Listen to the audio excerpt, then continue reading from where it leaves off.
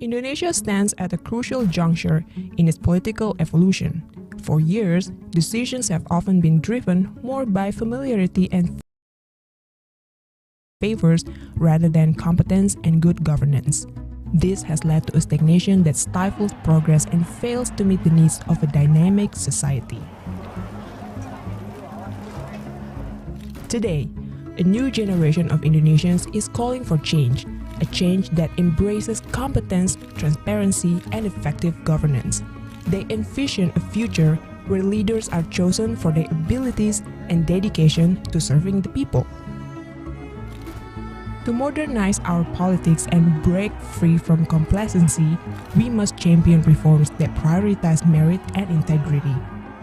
It's about creating a political landscape where every Indonesian voice matters, where diverse perspectives shape policies that benefit all. Let's pave the way for a governance that promotes innovation, inclusivity, and responsiveness to the challenges of our time. By nurturing a culture of accountability and ethical leadership, we can build a stronger foundation for Indonesia's future prosperity. Together, let's seize this opportunity to redefine Indonesian politics, not just for today, but for generations to come. The journey to modernization begins with us. Let us open the discussion for a better, modern Indonesia.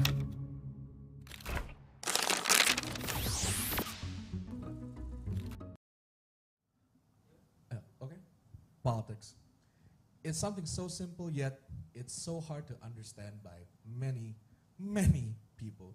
And today, we're going to talk about modernizing said concept. Isn't today going to be fun? Well, welcome to today's live stream of Republik Creator.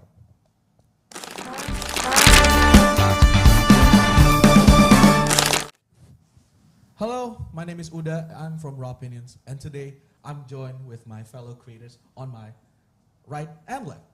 First, I'll introduce from my right side, Abigail Limuria from Is Up Indonesia. Hello.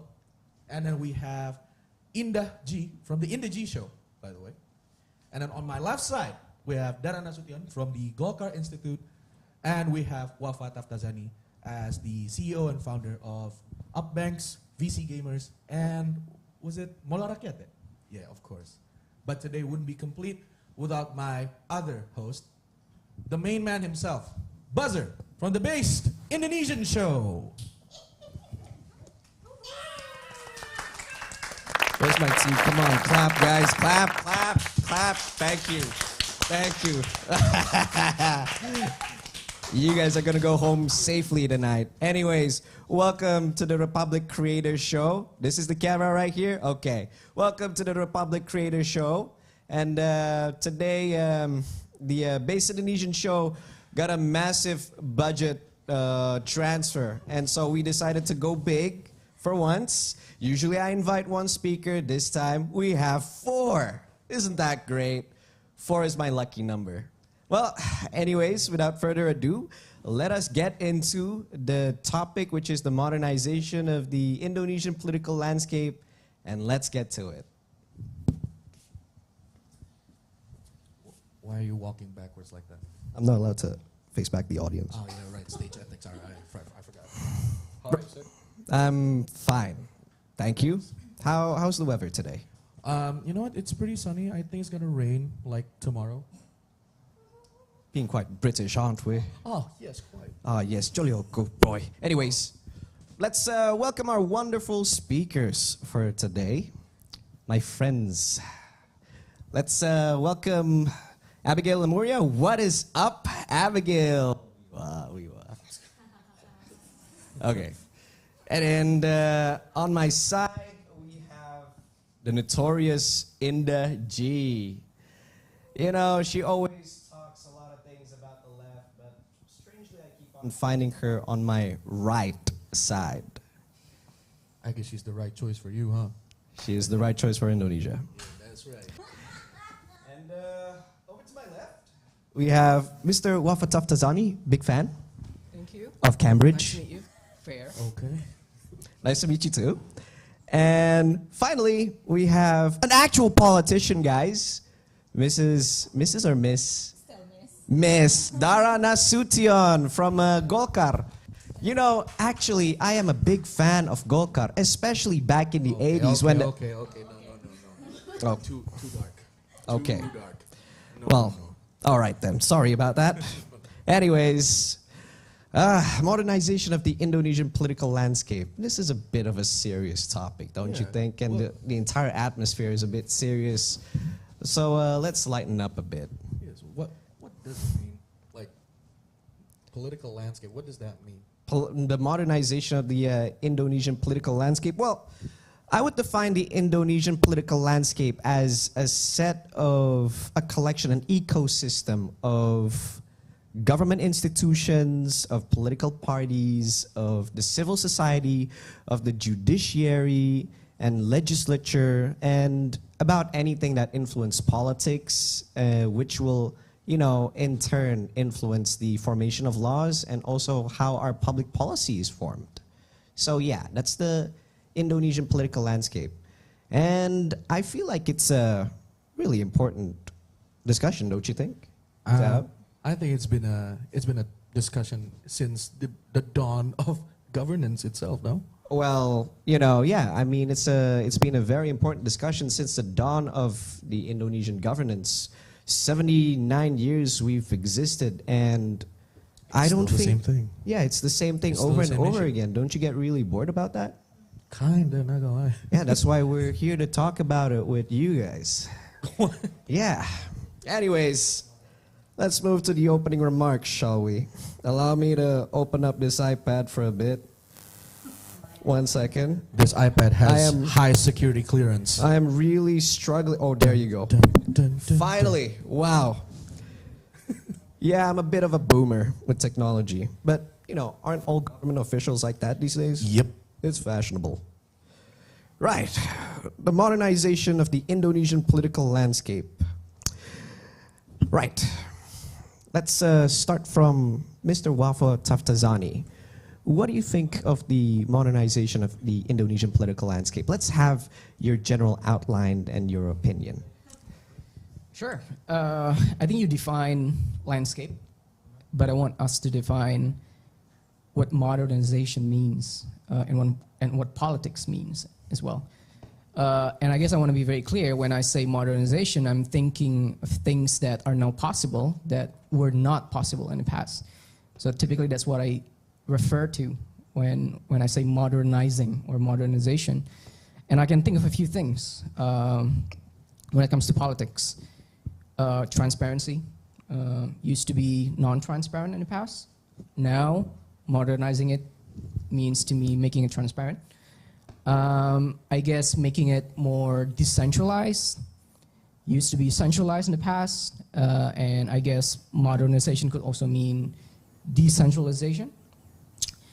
And I guess I want to be very clear as well that when we say modernizing, I'm not referring to making it either more left-leaning or right-leaning. It has to be value-free, right?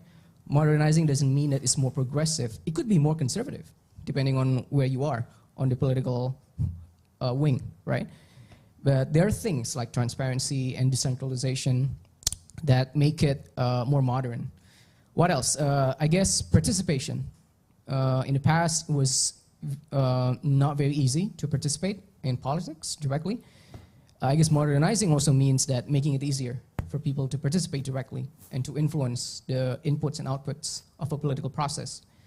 There are other things. I guess we can talk more about it, but now we have to define politics. For me, politics is separate from governance and public policy.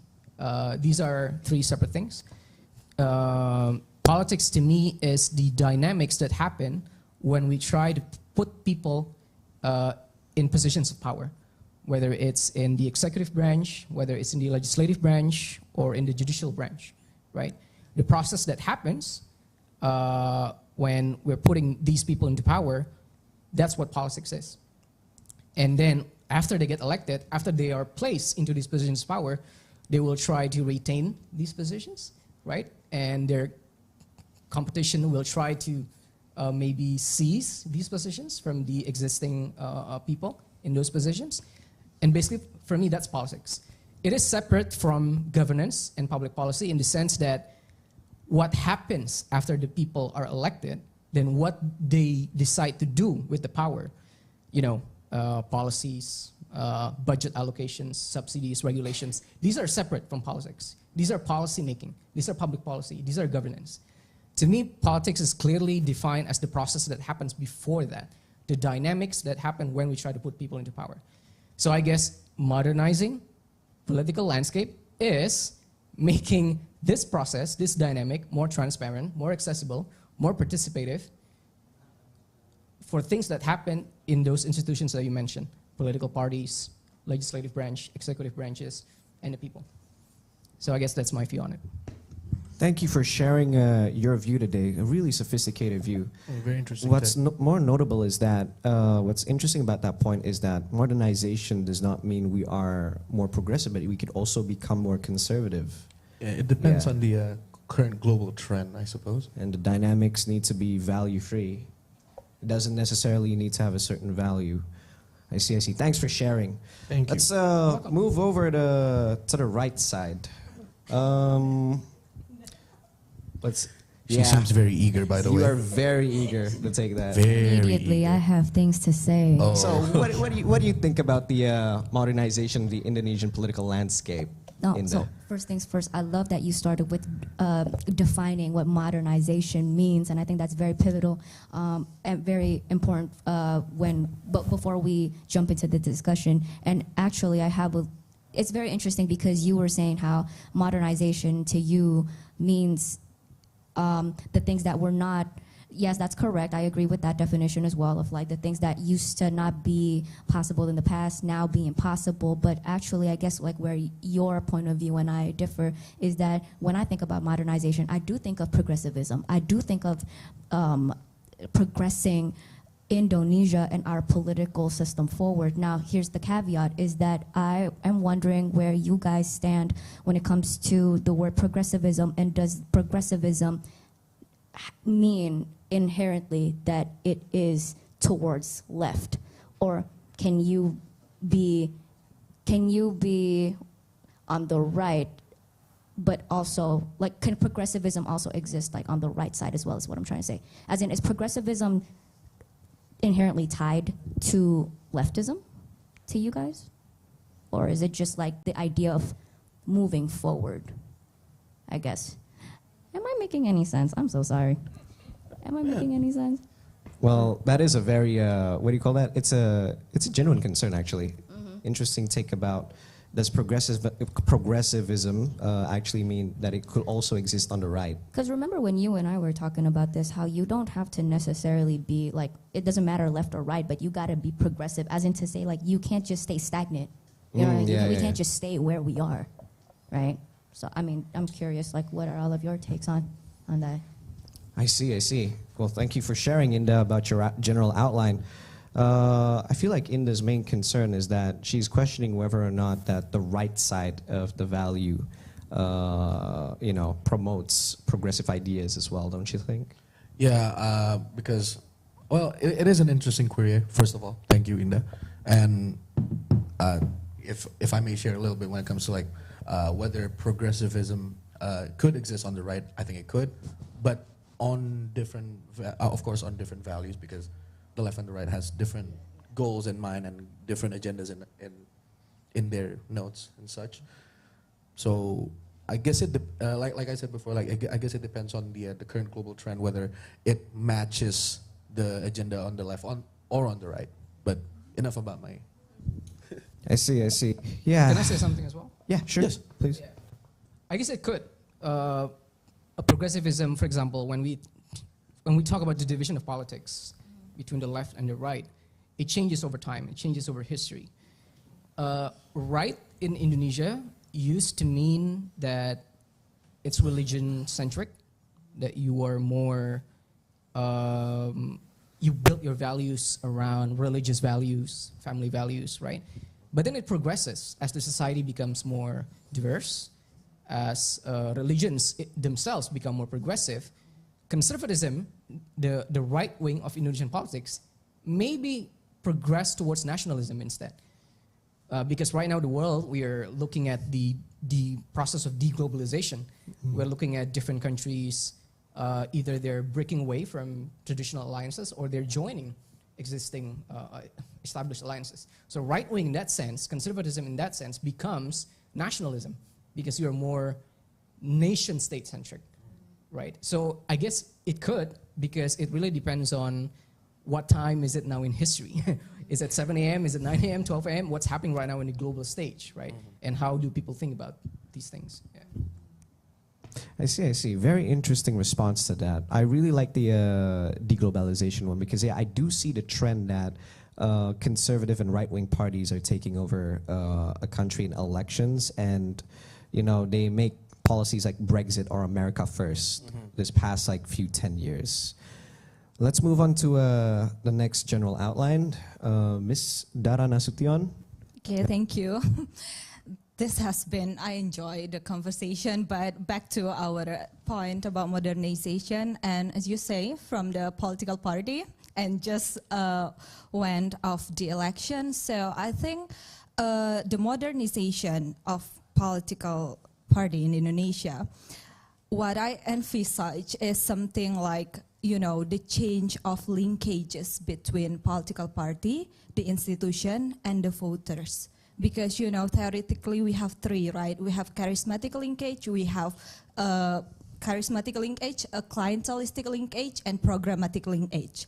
Right now in Indonesia, we just focus in those first two, you know, the charismatic and also the clientelistic. What it means by charismatic is we vote parties or candidates based on their personality, based on, you know, their what are they doing, you know, it's just so personal. And the second one is the clientelistic. We vote people or political party based on what they provide to certain group of people. So if it's their constituency, then of course they will give much help on that. But if that's not their constituency, then they'll think about it. And that's not modern, because the modern one should be programmatic one. Programmatic means that the political party, the candidates, attend to all needs of the public and giving something that's not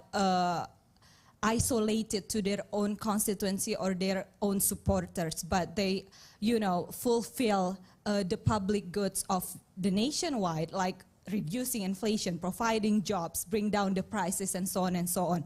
And I think modernizing political party or political landscape in Indonesia happens when we can have that programmatic linkage. But that continue to your discussion about the spectrum of our ideology. Programmatic linkage cannot happen if we're right now in Indonesia, we don't have any differences between one party to another. If I ask you guys, what's our left-leaning party in Indonesia? What are the right? What is the difference between one another? Because if we talk about the programmatic linkages, then one party and another should have like clear contrast on whatever they try to advocate, whatever public policy, as you say, that they trying to bring forward when they elect in the office. So I think that's, and there are so many preconditions of going to that level, you know, to the programmatic party system linkage, and we cannot do it alone. I mean, like, if we only have one programmatic party in this country, whilst the rest of the ecosystem stays in the first two, then it means nothing. So yeah, I think today we talk about some very heavy subject. Kudos to you for picking this topic. But yeah, there's a lot of to unpack, and there's a lot of to think about here. But curious to hear what others think.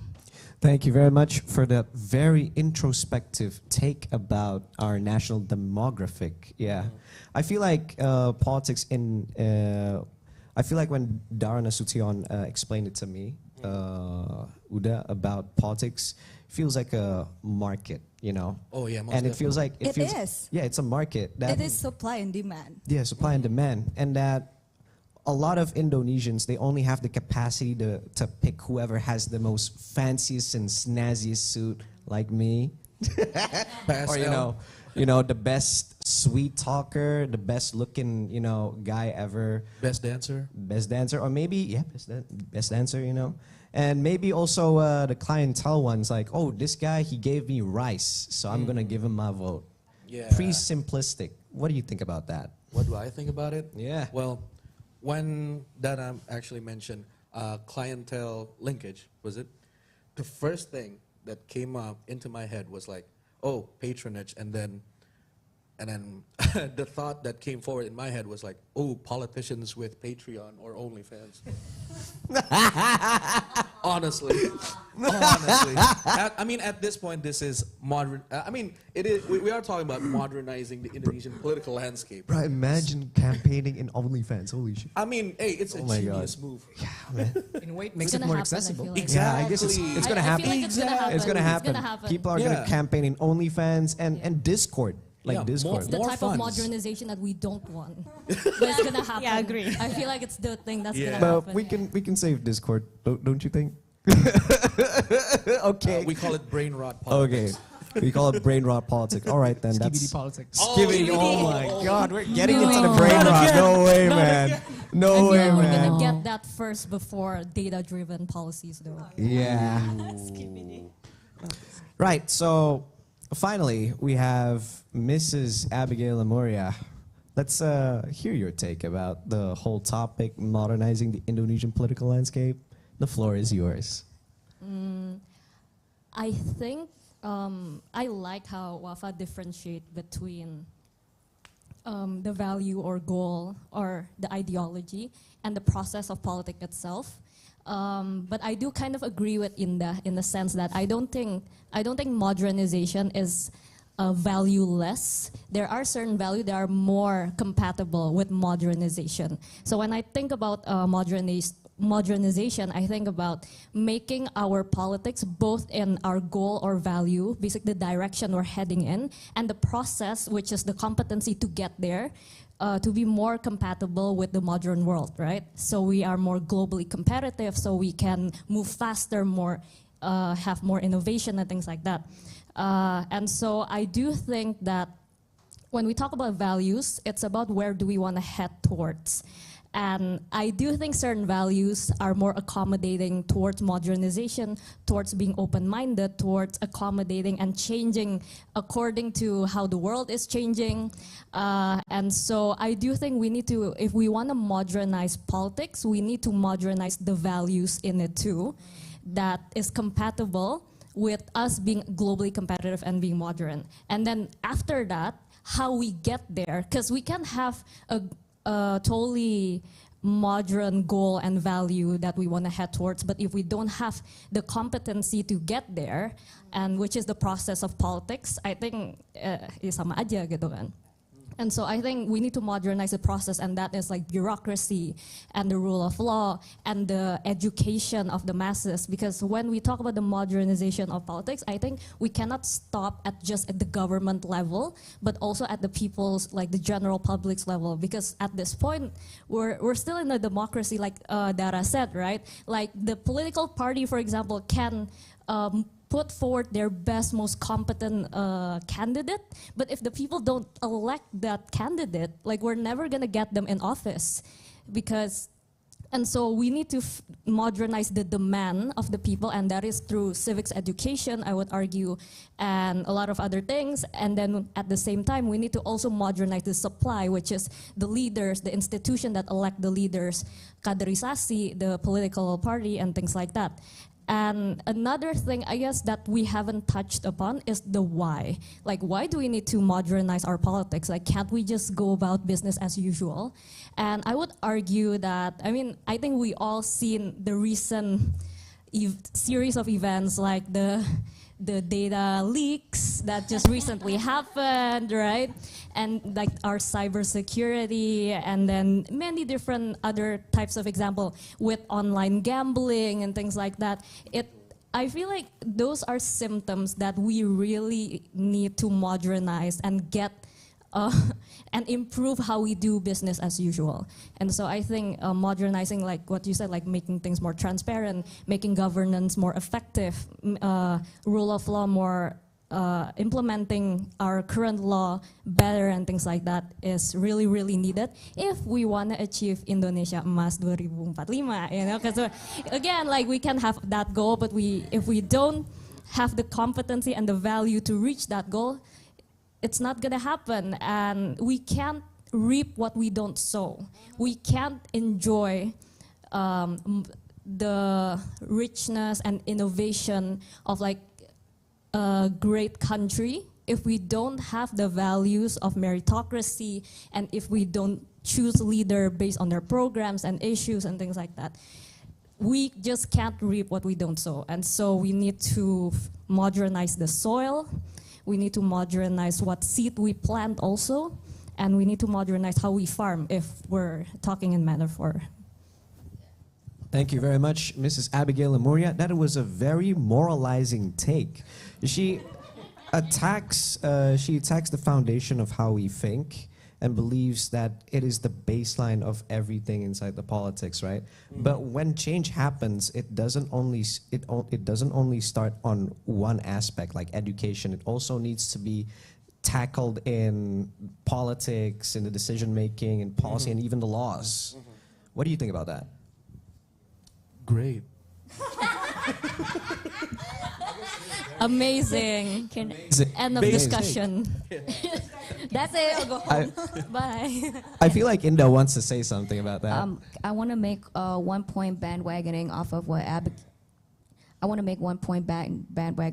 Abigail was saying, connecting to what Wafa was saying earlier about defining politics, right? And how you were talking about politics isn't just governance, right? And it's not just public policy as well. And something that you said just now that triggered this thought, when we talk about modernization, it isn't just political modernization, but also cultural modernization, right? So much of when we want to talk about how do we progress our political system forward, like all of that falls back down to the culture that upholds those systems, right? And so, you know, and you were saying about competence, you know, we want to achieve Indonesia Emas, bukan cemas ya, Indonesia Emas 2045. Yeah, it's not just about the matter of like, you know, the competency of whether or not we can get there, but also like the willingness, like the actual willingness of like being able to get there. And part of that willingness is to be able to leave ideas or certain ideas or certain values or certain cultural habits behind in order for us to get there. Yeah. I see. What do you think of that take? Response. Great. Based. Just based. I feel like culture is important in this aspect. Because again, culture shapes the mindset of how we do things, and if our culture continues to perpetuate in the same fashion, then we're gonna be stuck in this Ouroboros. What do you think? Because it's clearly mentioned that culture really it's woven around what makes a proper Indonesian, right? Like, oh yeah, we have a lot of like different backgrounds and different beliefs and ideals, and it's deeply ingrained.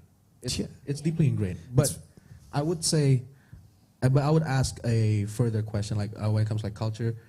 Well, not necessarily, but like more to, like, is there a difference between like, political culture and like the tradition of Indonesian politics? Would there be a clear difference to it? I guess we will find out as this discussion develops, but I feel like Mr. Wafa Taftazani here has something to say towards the notion. The floor is yours. Yeah, sure. Okay, now it's an interesting debate, right? Now we have finally something it's a debate now. Let's go. What does this house believe? Right? Proposition. Yeah. No, but I guess I wanna say a few things. I guess I'm based because this is a based Indonesian show. Based. And I guess based meaning that I'm pretty firm in my view that I think modernization should be value-free. It's not valueless. It's value-free, and the difference is critical because value-free means that it's not influenced by value. and it can move in whichever direction, left, right, up, down, regardless of the values associated with the process. And let me just give you a few examples. For example, there may be some right-wing or conservative values that are less compatible with modernization from our subjective perspective today. But yet, modernization still needs to happen in these communities, in these circles, in these belief systems. It's just that they may happen in a different way from naturally compatible left-wing values that are seemingly perfectly aligned with modernization. So these other right-wing, more conservative, seemingly less naturally aligned with modernization values, they may happen at a different pace. They may happen at a different rate. So let's take example of what's happening in Saudi Arabia right now. Just 5 years ago, women were not allowed to drive, right? That was so incompatible with modernization. But you cannot deny what's happening today, that women are being allowed to drive, right? Now women are allowed to live without a male companion. That is modernization. But So, isn't that a change in value? it's not a change in value because they still put women in a different position than men, because there's still some restrictions in place in Saudi Arabia. So even if today women are allowed to drive, women are allowed to leave home without male companions, for example, in Saudi Arabia, there's going to be still some circles and communities that very restrictive. So they're still going to hold on, they're still going to hang on to the past values that they used to have. Modernization happens when someone with power, let's say in this case MBS, right? He then decides and he declares that he imposed laws and regulations that allows these things to happen. So I would say that is modernization. I would say personally, right, even still having some restrictions towards women in Saudi Arabia, even though now they're allowed to drive and leave home, etc., are still not compatible with modernization. But we cannot deny that is a modernization process that is happening. So I guess what I'm trying to say is that the moment we try to exclude modernization from certain values, so I would love to hear from you later on. What values do you think, for example, are less compatible with modernization? But the moment I think we restrict some values from modernization, that is when we see what is happening in America right now. So right now, people on the right wing in America, they would openly say that, yes, I want to make America a Christian nation. Yes, I want to make America a white nation. Yes, I want to make America, for example, a nation that is maybe open to immigrants, but they better be immigrants from Western Europe, for example, right? And I guess they see that as some sort of a pride point. They're proud of it because to them, they believe that they're conserving what America is. Because they believe modern values in their minds are immigrants coming from all over the world with different races, different skin colors, different nationalities, bringing different value sets. And they may come in legally or not illegally, right? They may come in legally as well. But the moment these people think that way, they stop progressing, which is actually what we want them to do in the first place. We want them to progress slowly at their own pace so that they become more compatible with modern societal values. But the moment we try to restrict that modernization cannot happen in certain, with certain values or certain communities and certain circles, it becomes a restrictive space. And the people on the other side of the aisle, they become confrontational, I guess. But I guess that's just my take on it. My overall take is that modernization, when we discuss about making things more transparent, making things more accessible, making things more decentralized, these things need to happen even in the most conservative, even in the most right-wing circles and value-based families in Indonesia. They may happen at a different pace, they may happen at a different rate, maybe even slightly different direction from the rest of the values in the left wing, but they still need to happen regardless. Yeah, that's my take. Thank you for the wonderful expose. I'm seeing two things here. I feel like we all kind of agree that modernization, it really needs to happen within our community so we can push forward a better mindset, and a better political foundation and culture, right? And secondly, I feel like there are some values that we need to re-introspect and reflect upon whether or not it's hindering modernization. And I feel like it's a great opportunity to segue into the first question, which is one second, let me check my iPad. Sorry to blue ball you guys. While you Your check, can I iPad? respond? Your yeah, sure. Yeah. Sure, go ahead. So I think I don't think we disagree. I think what I meant to say when I say valueless or value-free, I meant that when modernization happened, it brings about its own values. I'm not saying that modernization can only happen in a liberal, left-leaning society. Modernization can happen everywhere, but when it happened, it brings certain value in it. That's why I said it's not valueless or value-free. So I think we actually have no disagreement on that part. Yeah. Thank you for straightening, clarifying your stances on your own take. Thank you very much. Something to disagree about, so let's move on. Oh, Yeah, God. sure. I feel like we could disagree on this one question. We have a lot of questions. So the entire discussion leads into the first question. What are the key characteristics of Indonesia's current political system that hinders modernization? Yeah. So, because we are currently questioning the key characteristics of Indonesia's political system, I would move over this discussion to the politician on the forum to have the pleasure to have the honor to answer. Okay, the first question about what hinders modernization in politics. I think I've mentioned the clientelistic linkage first, but the next one I think that need to be changed in order to be modernized is there are so many inefficiencies in how we do politics in Indonesia.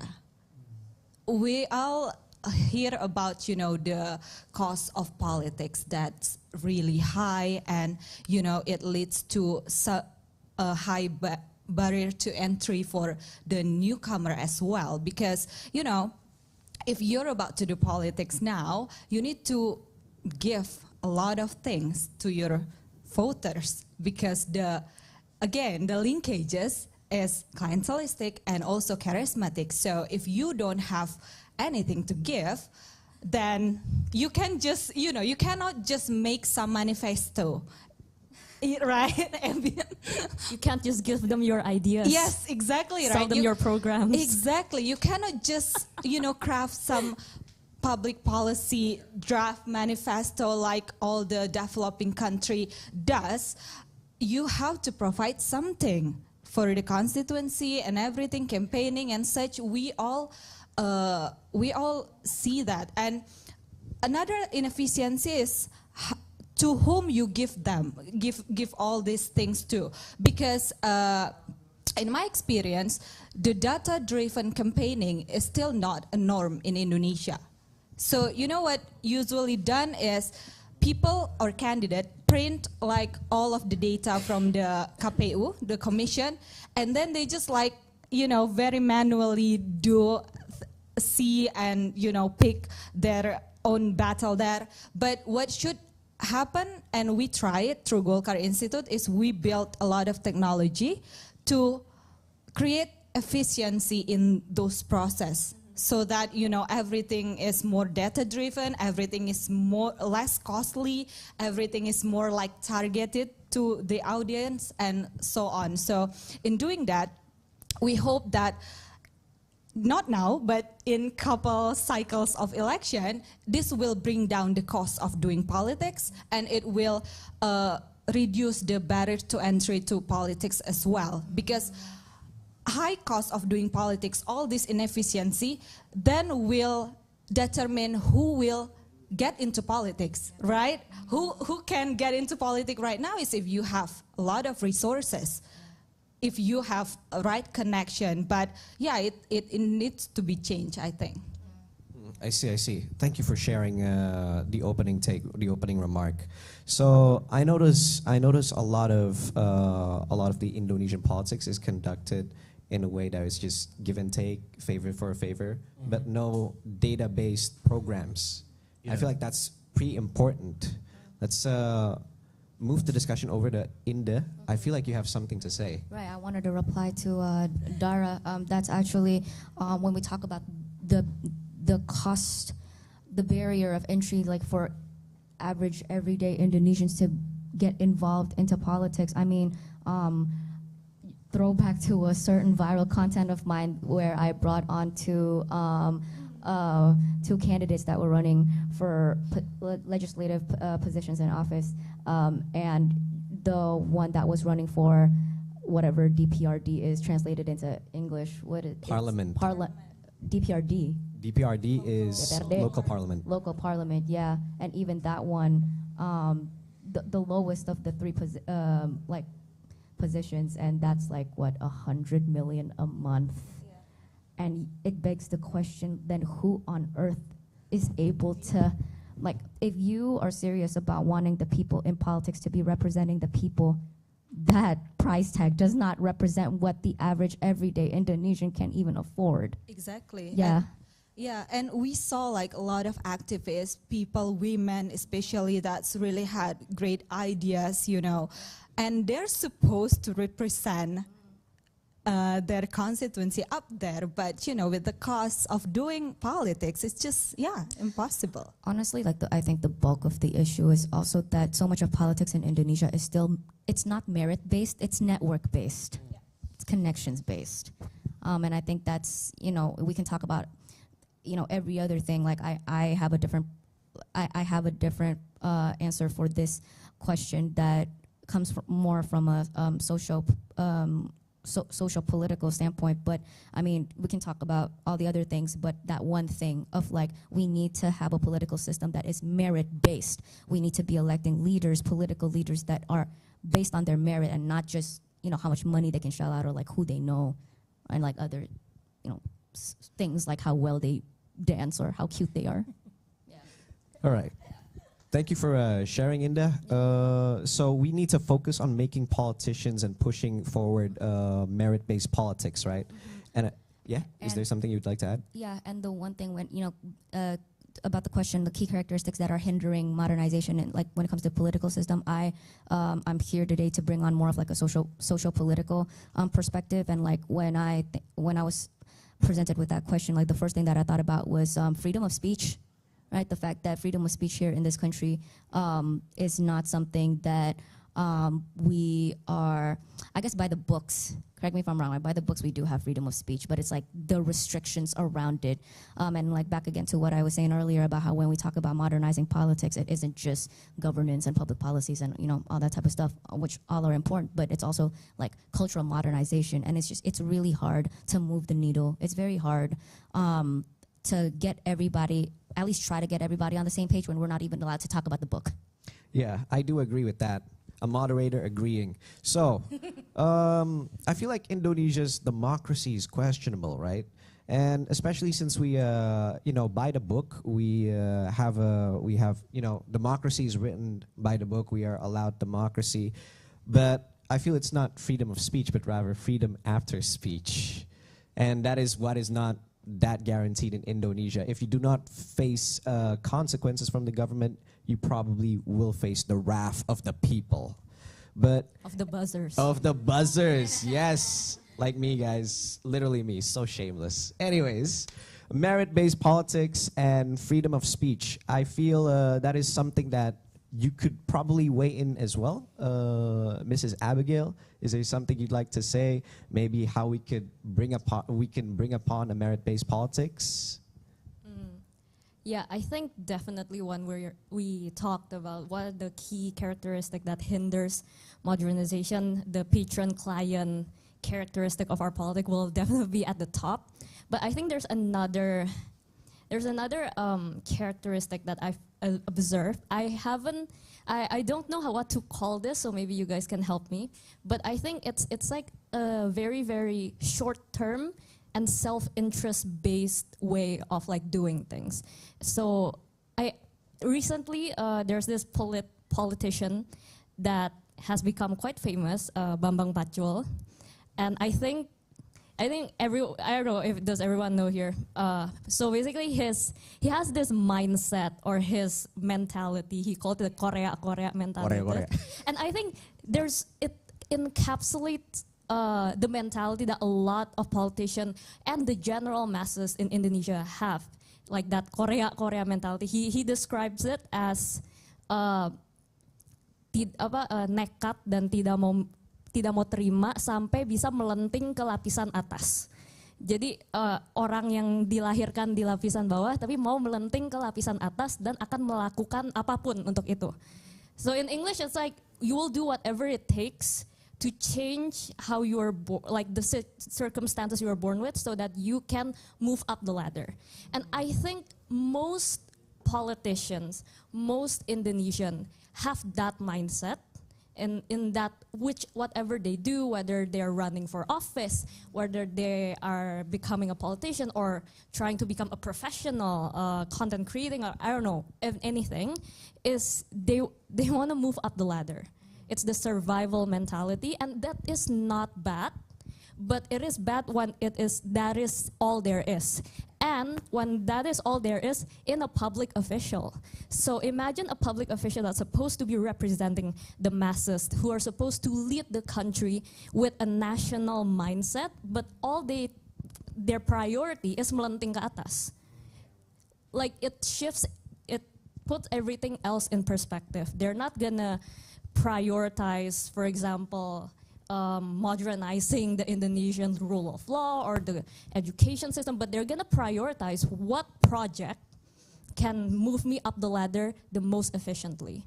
And I think that mindset is so prevalent in a lot of people, and which is why Bambang Pacul is very famous. And a lot of people are like, ayo kita Korea sekarang, you know, because people resonate with that mentality. And again, that survival mentality is not wrong, but we need to realize that as an individual, we're not just individual, but we're also citizens of a country, and especially if you're a public official, you have a certain duty for the masses, like a communal duty. And so it's ironic because people always say Indonesia is very communal, but I find that a lot of people operate in a very individualistic sense.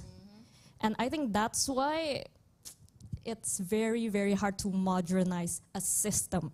Because to modernize a system, it's not about an individual melenting ke atas. It's about us as a nation moving together towards the right goal and bettering the system that may take a while and doesn't have that instant gratification.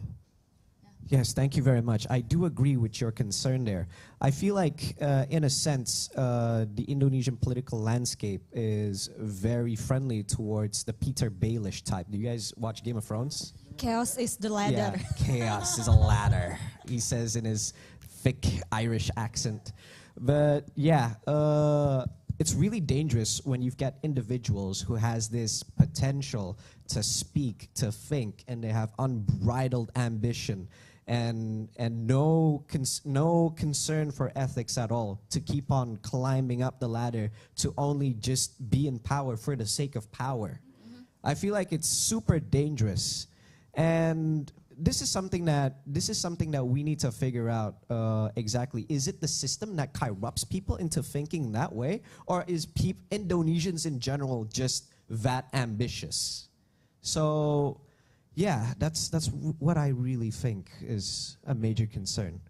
Anyways, let's move on to Mr. Wafa Taftazani. What do you have to say regarding the constant factors that hinders modernization in our politics? Yeah, I think it has been a super interesting point from everyone here. Just a few things I would like to probably highlight. I think what you said, the way Bambang Pacul thinks, I think in the startup world we call them hustlers, right? Signal grinds. Yeah, exactly. Yeah. They just hustle all the time. Yeah, and I think in business it's probably a good trait to have because you need to come out on top, you need to compete, right? You need to beat out your competitors, you need to dominate the market, et cetera, et cetera. And in a free market, that trade becomes even more important versus operating in a regulated market or a centralized market where everything's regulated, government controls everything, et cetera, et cetera. But I guess in government and in politics, that trade could become a problem. Especially right now, the structure is, as you correctly pointed out, the cost of becoming a politician is extremely high. And this relates to one aspect of modernization that we talked about earlier, which is transparency. Right now, we don't have transparency over what kind of donations politicians have, from which individuals, from which companies, from which corporations, from which institutions.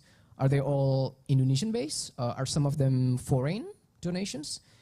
I would prefer, honestly, to have complete transparency and legality for politicians to fundraise from all kinds of entities, individuals, corporations, institutions.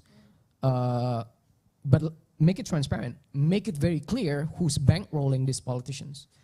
Make it very clear who is behind the funding for the campaign of this specific politician.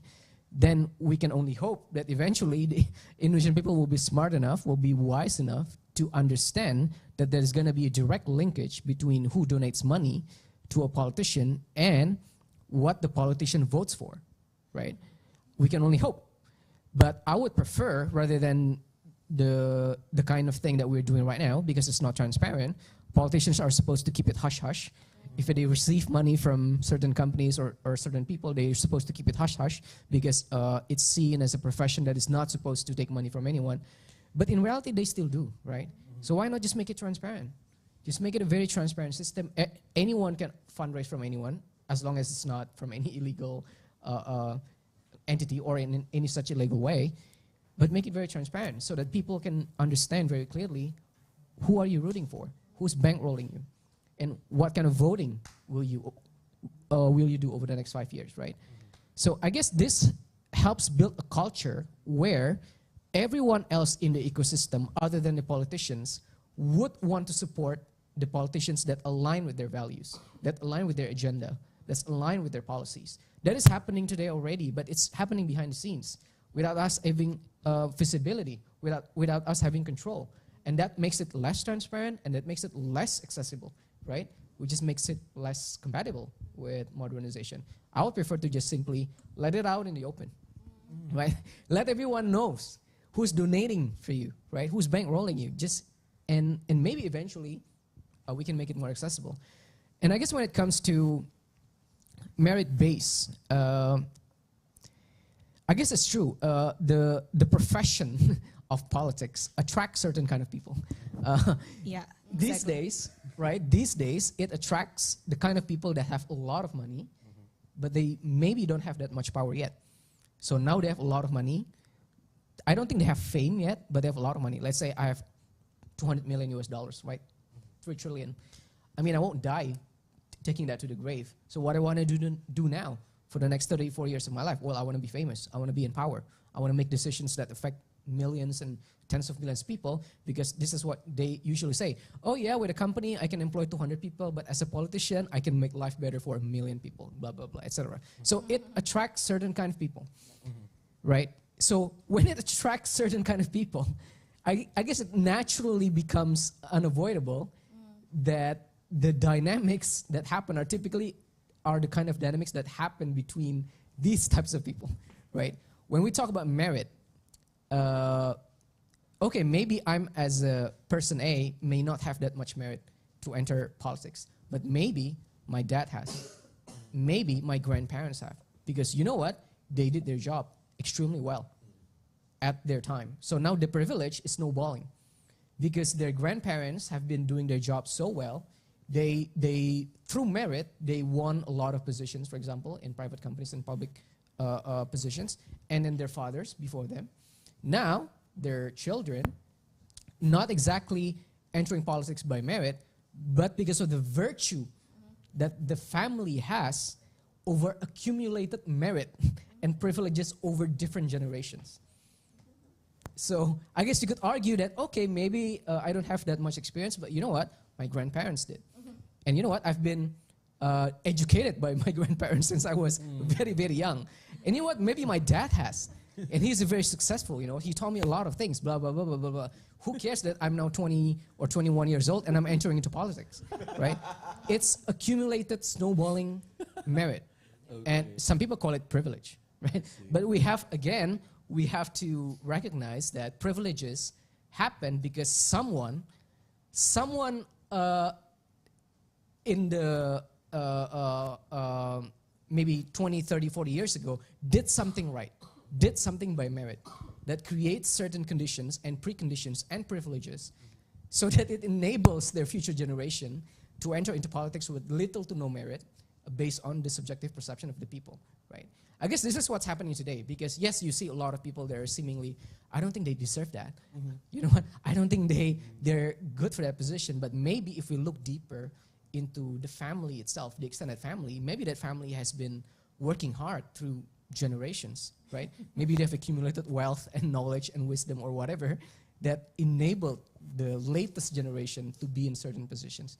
So I guess there's a very clear difference between individual merit and generational familiar merit, right? And again, we can only hope that Indonesians would someday become wise enough to understand the difference. I see. Thank you for sharing that very good elaboration. I see 3 points from here. Very insightful. First is precedence. The widespread, the abundance, the overabundance of Peter Bailishes in the Indonesian politics. They really bring out the worst of people. Mm-hmm. Like people see that and they're like muffs. They see in politics it's like they see that I'm going there. I'm going there straight up for power, for money, for fame, harta tahta wanita, all the dark triad, right? And so it really continues to snowball into that circle jerk of people getting into politics through only Machiavellian what do you call that? Yeah, Machiavellian values. Machiavellian methods, yes. I think and they read Il Principe once. And less concern towards the value of merit itself, right? And then secondly, I really like the explanation about politicians should just, we should know exactly who is sponsoring politicians. Because when politicians get sponsored, they are obviously representing the interest of a certain demography, a certain party, a certain organization, a certain company. But obviously, the politicians they won't do that. But I will ask that question later. I will save that I will save that concern for later. And finally, it is about. Oh my God, I'm getting nervous with my explanation. Okay, what is it about next time? I'm trying to think. That last point. I said 3, right? Yeah, you've only mentioned 2 now. Damn, I'm turning into Joe Biden. Oh my God. Oh no. Yeah, Jesus. I totally forgot what I want to say. So yeah. Merit. No, not merit. And generational merit. No. Oh yeah, 3 is feudalism. Feudalism. So you brought up Mr. Wafa here brought up the topic of my grandfather. He was the lord of this house, the lord of this land, and therefore it is my birthright to be the ministry of whatchamacallit, So that gives a sense of entitlement, unwarranted prestige and entitlement towards these lousy pieces of shit. But anyways, I'd like to talk about feudalism, and I'd like to drive that question to a politician right now, which is Dara. And like the black sheep here. as a politician, is there like would you agree that there is feudalistic practices at work in Indonesia? Honestly speaking, I think that's very much the case, not only on the, what you mentioned, but also the relationship between the senior and junior, that's pretty much what clientelistic as well.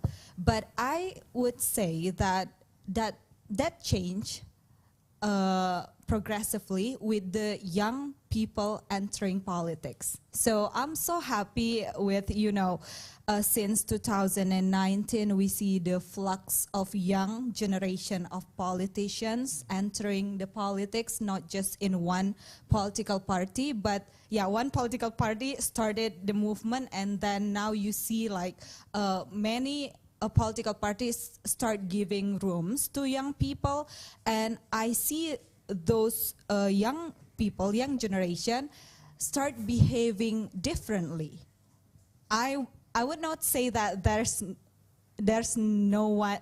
I would not say that everyone behave non-feudalistic, but I see with the influx of the young generation, those practices quite, reduce, if you get what I mean. So I think moving forward, what we should try to push is, getting many young people, progressive one, into politics. But for me, with the way we do politics lately, I'm genuinely concerned of what kind of people we attract to politics.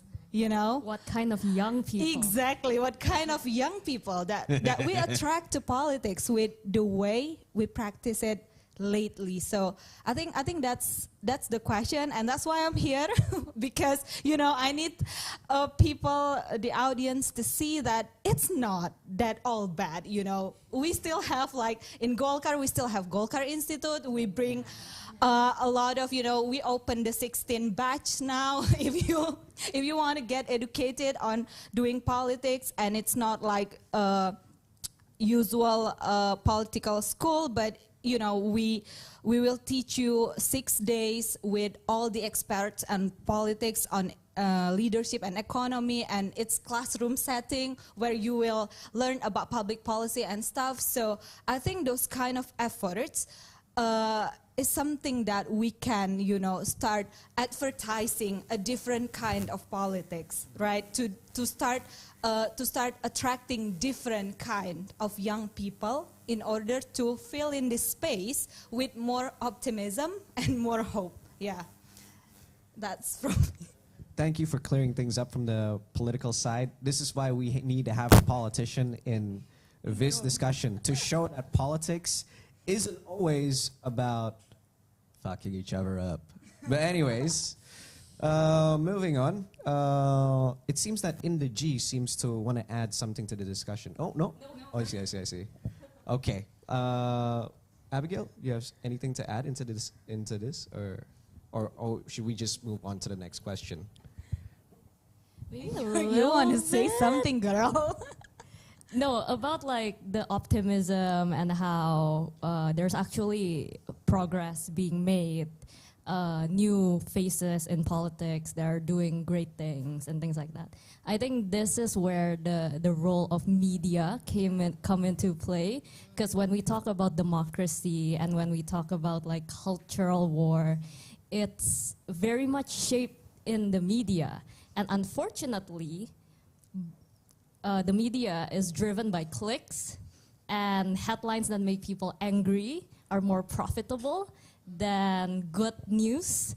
And so I think there's definitely the role in media in shaping a country's anxiety level. And I think I agree with Dara, like overly pessimistic masses will not produce a very productive youth and general public. We need a sense of hope, and I think that's a reflection for the media also in what we put forward. Of course. Thank you for Can I say something about feudalism? Yeah, sure. Oh Yeah, because I guess we have to just to avoid the negative stigmatization of the word of feudalism itself, right? What exactly is feudalism? It's a term rooted out of medieval history that basically that lords, in exchange for ownership of the land that they control, they will provide the crown with soldiers for the royal centralized standing army. That is basically the most basic definition of feudalism. And these lords then become effectively vassals of the crown, right? And then these lords would then have sub-vassals. typically minor lords, and all the way down to peasants level. So basically, the land that you live on is always owned by the person that is one level higher than you in the feudalistic ladder, basically. Indonesia has always been that way before independence. So before we were colonized by the Dutch, the Majapahit Empire that we all know so well, it's not exactly a centralized empire. It's a feudalistic empire. So all of the other kingdoms in the Nusantara region, they do not submit absolute fealty to Majapahit. They pay tributaries. So they become vassal states of Majapahit. So in exchange for Majapahit allowing them to live, to rule semi-independently, they will contribute soldiers and funds to the Royal Majapahit Standing Army, for example, right? So change doesn't happen overnight. And cultural changes typically doesn't happen maybe even through hundreds or even thousands of years. So why do we have feudalistic practices in Indonesian politics? It's because our society for thousands of years have been a feudalistic society. And then we were colonized by a European power, and then we were introduced to modern systems, right? Like democracy, rule of law, etc., civil liberties, civil rights, etc., which stand directly in contrast with the feudalistic system. But then we became independent, right? When we became independent, we have freedom again. We can decide again how we want to rule ourselves, right? And what do? We decide to do otonomi daerah, which to me, otonomi daerah is basically the modernized version of the feudal system. In exchange for the governor to have nominal autonomy over the land of the governorship, they will relegate certain affairs to the central government, typically defense, foreign affairs, international trade, central tax policies, etc. But the government, the central government, pretty much leaves the provincial government alone in sort of governing their own territory, right? This is also our compromise with the likes of Aceh or Jogja, for example, right? There were some compromise that were reached. So I guess feudalism isn't always necessarily a super bad thing. It is, I would say, less compatible with modern democracies that we see today, but it has, there are reasons why feudalism exists in Indonesian politics, and it's not a necessarily malevolent reason. It's history. Yes, there are ways to modernize it, and we can discuss how it can be more modernized. The latest form is otonomi daerah, and I guess we should also discuss how that can also contribute to the modernization process itself. Yeah. I see. I quite agree. So thank you to Mrs. Abigail and Mr. Wafa for delivering their points.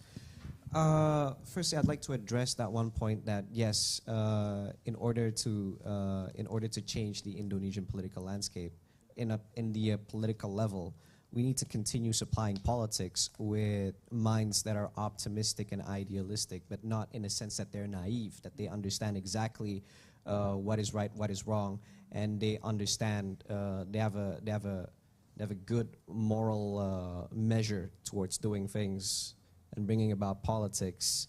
And at the same time, Mr. Wafa here kind of opened my eyes regarding feudalism. It doesn't necessarily mean, it's not necessarily a malleable thing, but it's just that it's incompatible with the way that we ideally want to govern, which is through democracy and the rule of law.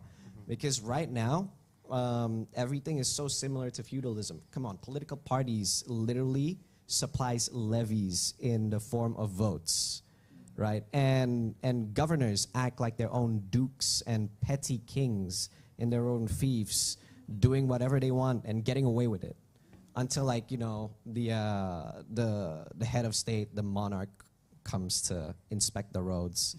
These roads are for a king, right? I'm just saying, I'm actually saying that, you know, we kind of need to have good roads for Indonesia, because one day, you know, Jokowi or Prabowo would probably walk on it. And probably trip. Well, Could be. I am not going to go there. But anyways, Fix the roads. I'd like to go, let's talk about strategy, right? So we need to talk about strategy regarding the modernization of the Indonesian political landscape, because we've agreed that modernization is something that needs to be talked about. We agreed that there are certain fundamentals that needs to be tackled and changed in order to perpetuate such a state. And so obviously we got the concept, we have the plan, and we need the execution. I'd like to throw over the discussion to Abigail Limuria regarding, you know, the strategy. Like, what strategies could we employ in order to create a modern Indonesian political landscape? Like, how could we socialize the level of ideal education that makes people understand exactly the consequences of bad politics, as for lack of better word? The floor is yours. Yeah, I think we do need to start from education, and I do believe it doesn't mean like one-off education, like an online campaign, you know, or like a very informative YouTube video or one live stream, you know, like these things cannot change the education like nationally. And so it needs to come from the government. It needs to, like the education, national education system needs to be improved basically. And it's not just the curriculum, it's the teachers. And how do you improve, like, how do you improve the teacher? That involves a lot of things, right? Their livelihood, how do we set up incentive system and things like that. But on top of that, it's also the culture again. Because you can have an amazing curriculum, you can have an amazing teacher, but then all of your students ngejoki. Yeah, say, like, it's not gonna do any good, right? So there needs to be that cultural revolution in a sense also, where we value hard work and we earn what we get, because that is the shortcut mentality, or like what's in it for me, I wanna go up the ladder again, that mentality is what drives a lot of people. Oh ya, skripsi susah, joki aja gitu. Yang penting kan saya lulus gitu. And a lot of people don't even see like that is wrong, like why that is wrong. So we always complain about like corruption being done at the government level, but we often forget that the government doesn't come from outer space, right? They are grown in the same culture as us. And so it is a reflection of the general masses. And the leaders themselves then perpetuates like the culture and things like that, the general masses. So we do need to start on an educational level, but also at the cultural level, that maybe can even begin in the family or even at the schools, where we teach people that Indonesia, we teach people that what we need to care about collectively are the public goods, not the private matters. Because in Indonesia, it's the exact opposite. When we talk about private matters, we care so much. We talk about it, we gossip about it, we discuss it, but when it comes to public goods, nobody cares. Udah nggak usah ngomongin gitu kan. It should be the other way around. So those mindset switch and education improvement of critical thinking, of course, and then logical consistency and blah, blah, blah needs to happen, so education. And then, of course, there's a lot of other different strategies, but I think another one that's important is the implementation of law or the rule of law, because it doesn't matter how well you crafted a law or how good of a law that you just passed. If nobody implements it, nobody's going to take it seriously. And it's nobody... people always say Indonesia negara hukum. Is it really if we don't implement the law? So I think if I were to choose just two, it's the educational reform that includes mindset and cultural reform, and then the implementation and the strength of the rule of law. Yes, thank you very much. I do agree that education is super fundamental. Again, amplifying the point that I've made during the beginning of this discussion is that we really do need to revamp our education. That's a super point of concern. And the fact that we also need to stand by what we say, that we're a government ruled by rule of law, not rule of family, as you know, as one might say. But I would like to ask Miss Dara Nasution a question about this.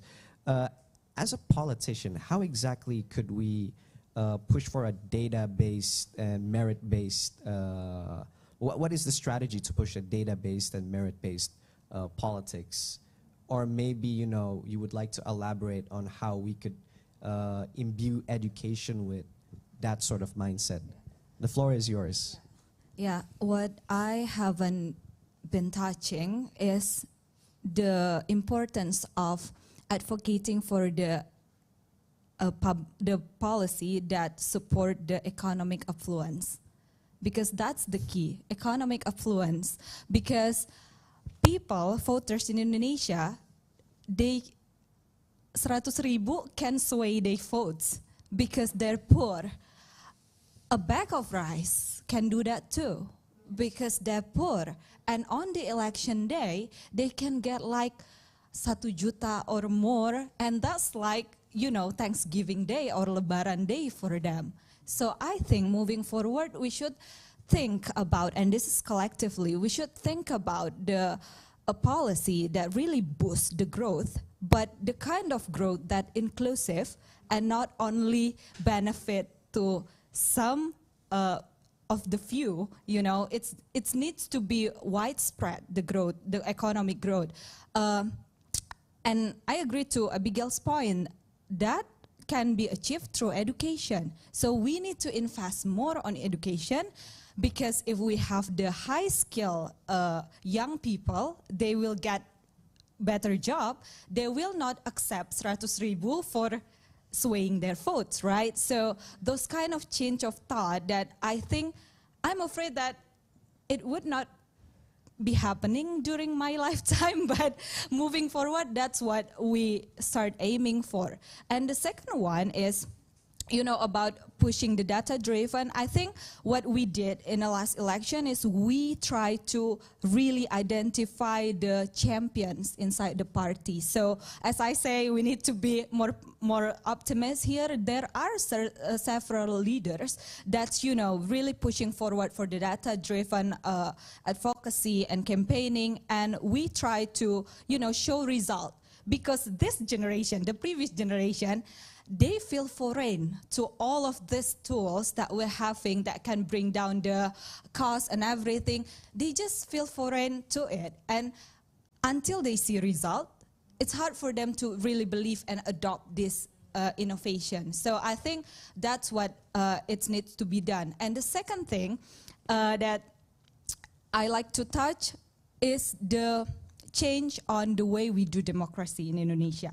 Right now, what is thought of democracy in average Indonesian is the voting once in every 5 years. But after that, let's say right now we're like 4 months after the election, and it's like quiet in politics.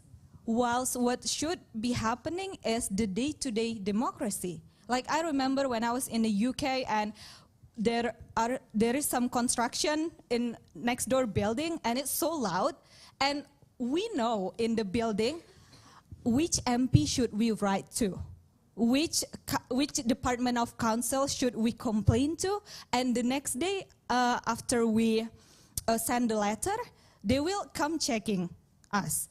That's functioning democracy, when the people know where to complain. So that's why we didn't go to social media and complaining about the next door construction. Maybe we need to take a step back and ask why in Indonesia people go to social media all the time. Maybe because they don't know where to go when they, you know, face with certain hurdles in their everyday life, right? About the public service and so on. So I think, I hate to say this, I hate these terms, but it's political will, because I believe that what can change political party is themselves. It needs to come from their inside, right? Like if you see cool initiative from political party, it's from themselves. So I believe what can save us, I hate this term, but political will, it's what's needed, you know. One day, we hope that all the leaders will wake up and see that, oh, the world we are now is different now, and we need different type of, doing things. It cannot be just business as usual. And then, they will do the full-fledged democracy, not just like once in 5 years. Thank you very much, Miss Dara Nasution. Oh, political will. Baby, I can't change you, but you can change yourself. It's not you, it's me. Actually, I don't have any hope of the political leaders one day waking up and just deciding to then suddenly do the right thing. I think what it takes now is for good people with the right intentions and with the merit to step up, right? I agree. And maybe we, one thing is I touch on the political cost, right? Maybe we can think of like what US have, the PAC, like Political Action Committee, right? I'm thinking about one like Emily's List in which we can, gather the funding, and then we can fund the great women, the great candidates, and then really send them to the parliament and fight for whatever we believe here. Because I think that's one thing that's not happening in Indonesia, as you pointed out. I think this goes back to demand. Is there a demand for that? I think political will don't just come out of thin air also. It's shaped by the demand and incentive that they see are available, right? Again, like what is being incentivized by the popular masses? It's entertaining candidates. We're selecting. Election is basically Indonesian Idol. We're selecting who's the best entertainer. Because it's pesta democracy. Pesta democracy.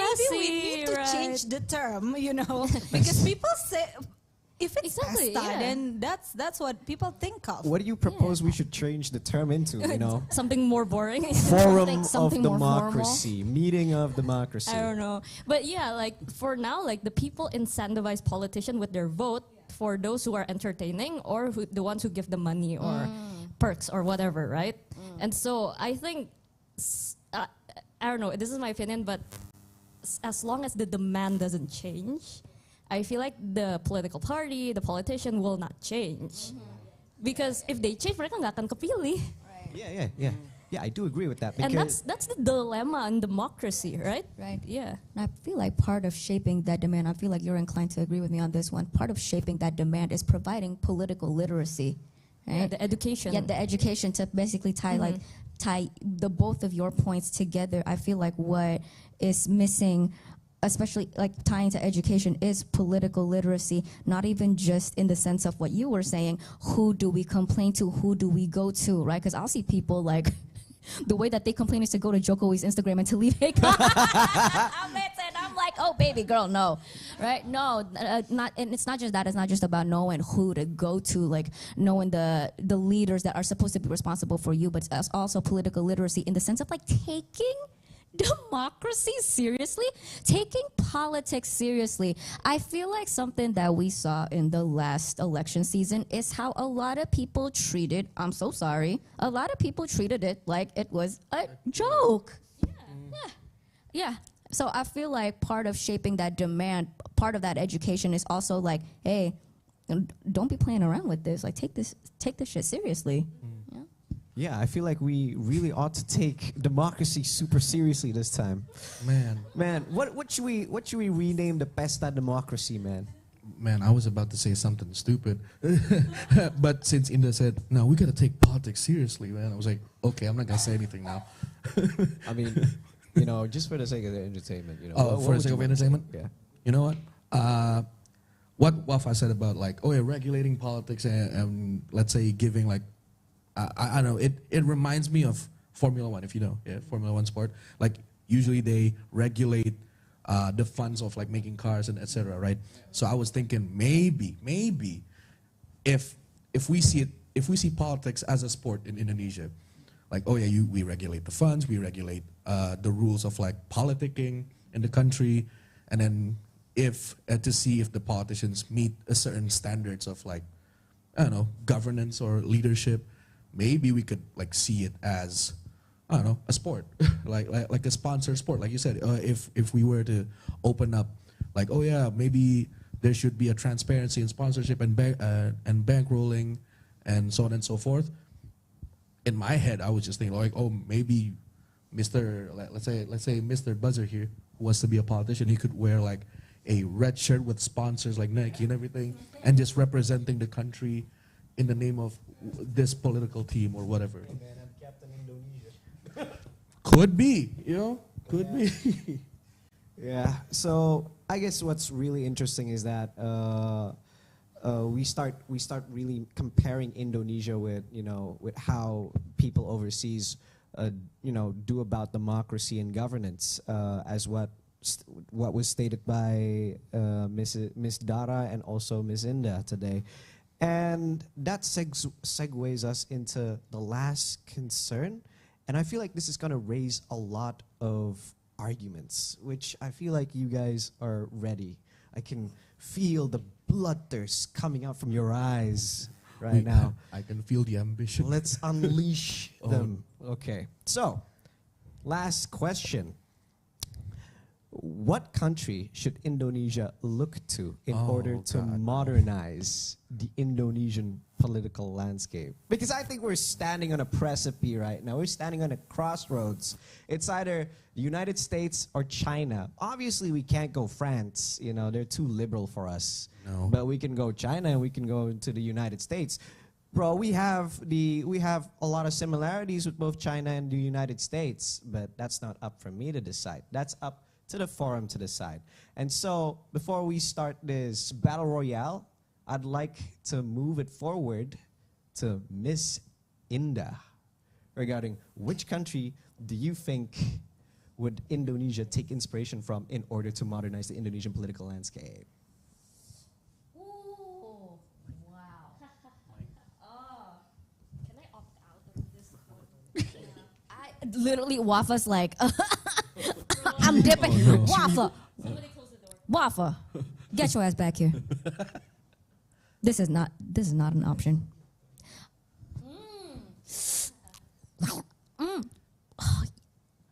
U.S. or China? It doesn't need to necessarily doesn't be need to US be and US China. or China. It could be That's anything. up to you. Oh, Indonesia should be like Wakanda or something. I don't know. I mean, I'm very drag. Oh no! I mean, I'm very drag queen about this. I hate every country. Yikes! But out of all the countries, there's one country you hate the least. Oh, you God. I mean, Where can we gosh. learn from? I mean, the politically correct answer would be we can learn a little bit from everybody. Well, But that's a very boring. Yes. That's a very boring, unsexy answer. But that is, I think, the truth. is true. That is true. that is and the true. truth is often boring and not unsexy. sexy. Yeah, and unsexy. I feel like when it comes to the modernization of the political landscape, I think something that we can learn from the United States.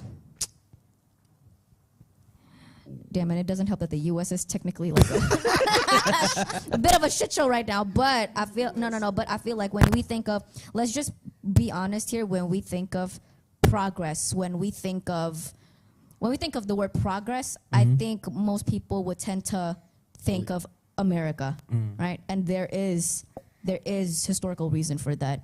I think the one thing that America, if I could, I guess the kata kasarnya ya, to really boil it down in essence, I think is the bravery to push forward. And so much of that has come from the people. America is very much, the way that we see America today, the thing about America is that the people have always been very, very politically involved in the shaping of America as a nation, both in terms of legislation, but also definitely cultural, right? And I think what America has that a lot of countries and cultures do not is the willingness to let go of certain notions or ideals, sacrifice those being able to sacrifice those in order to be able to achieve the goal ahead. I think in my opinion, something just dropped, but yeah, in my opinion. And then when it comes to China,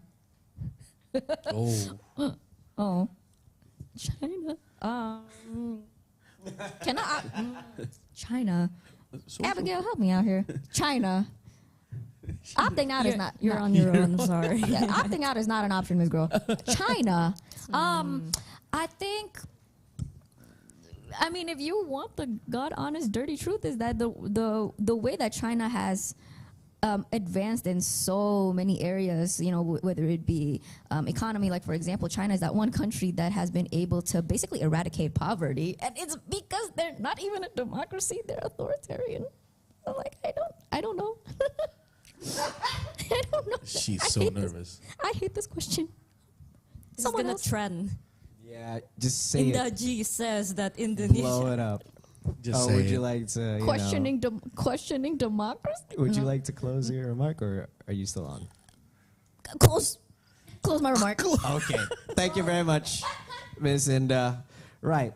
So about this question, it's really interesting that Indah said that yes, the truth is very unsexy. We need to learn from each countries, right, including the U.S. and China. Well, the U.S. in terms of how they conduct democracy, and China about how they conduct governance to the point where they can make everybody prosperous, one might say. But let's look at alternative opinions towards this. I'd like to move the discussion over to Mr. Wafa Taftazani. So, which country should Indonesia learn from in order to modernize its political landscape?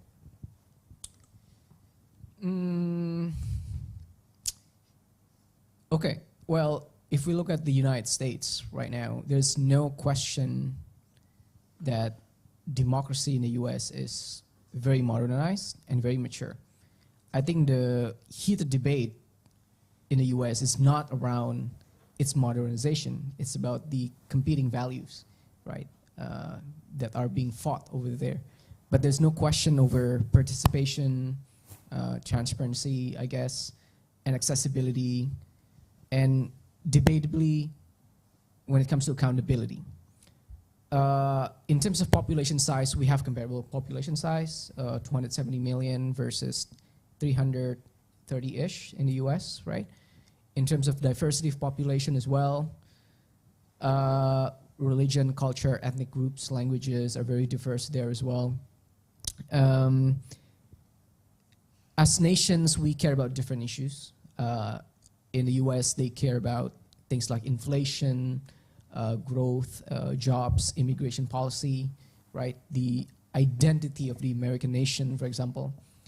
I think in Indonesia, we care about some of the same things. We want well-paying jobs. We care about growth. We care about inflation. Right now, immigration is less of an issue in Indonesia, but with increasing news coverage and cases of refugees coming in to this country, that is starting to become a topic. So I'm inclined to say that I'm not saying that Indonesia should become the United States when it comes to the political landscape and how it runs democracy. I'm saying that there are a lot of great learnings from how they run democracy there.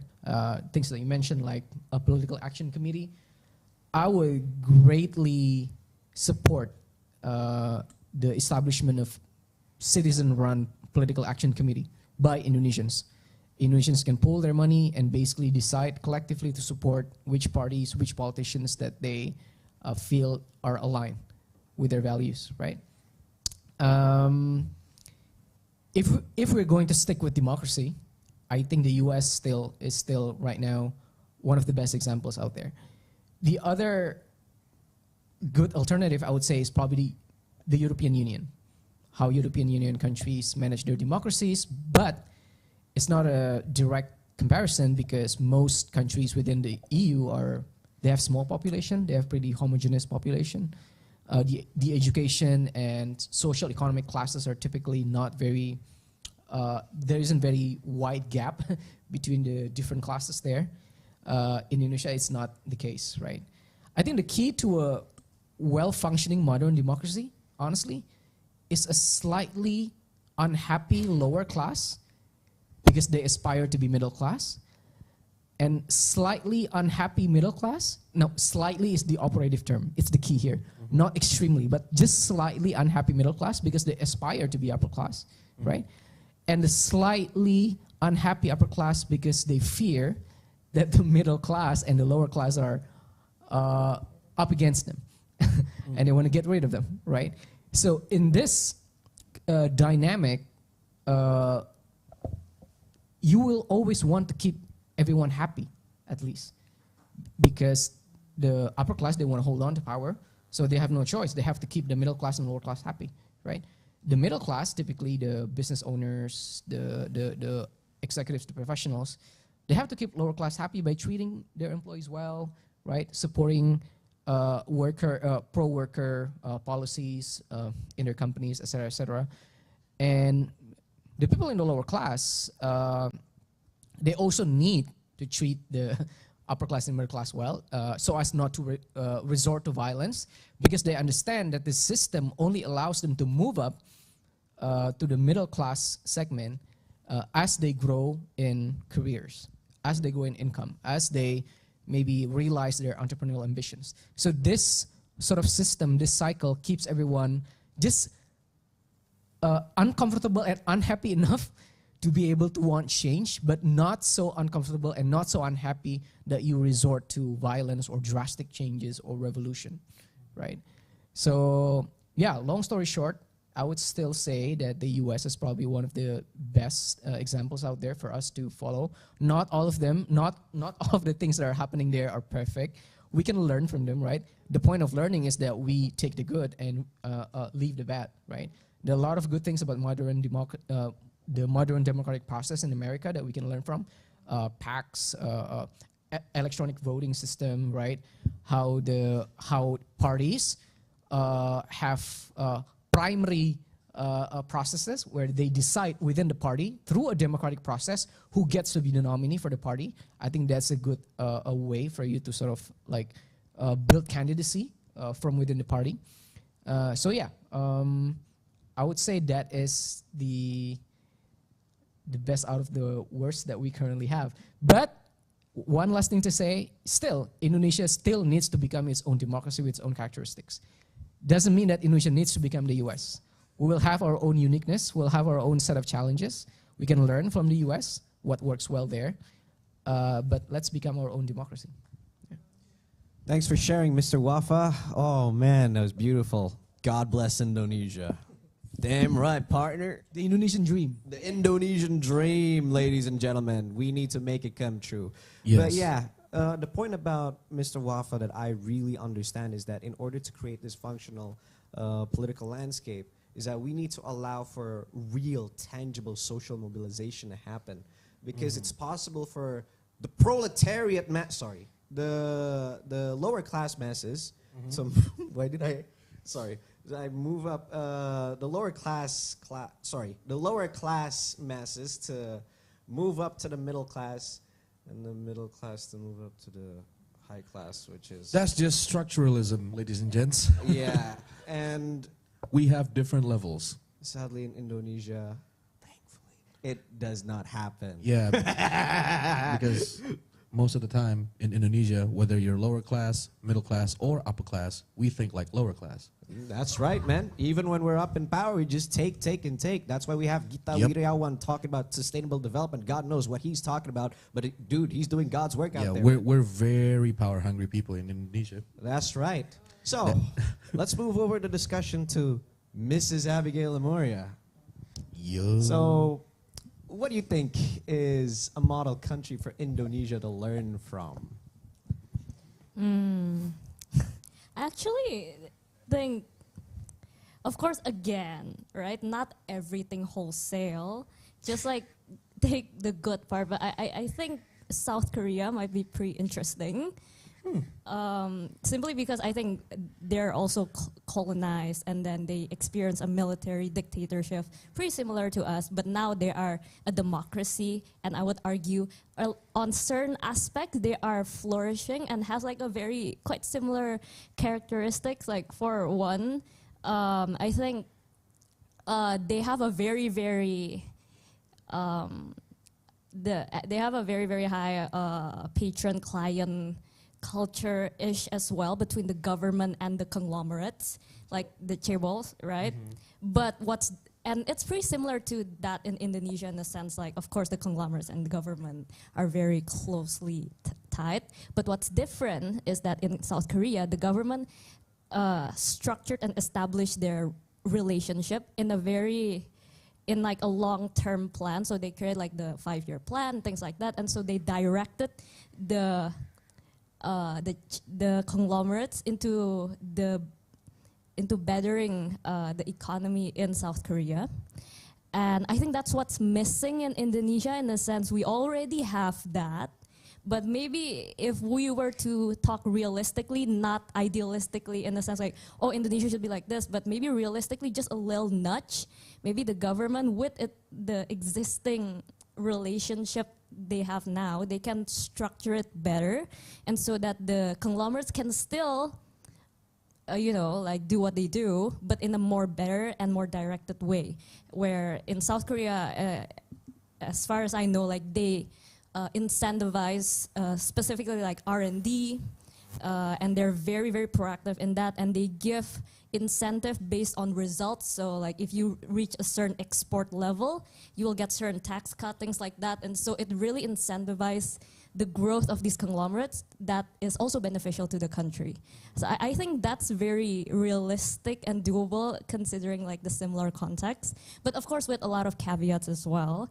And another aspect to that is why the R&D and that relationship works is because South Korea also invested a lot on their education, and the way they invested a lot in their education, and I think at one point they were like number 2 in their PISA score, and so it was really high, is people call it the pressure cooker method.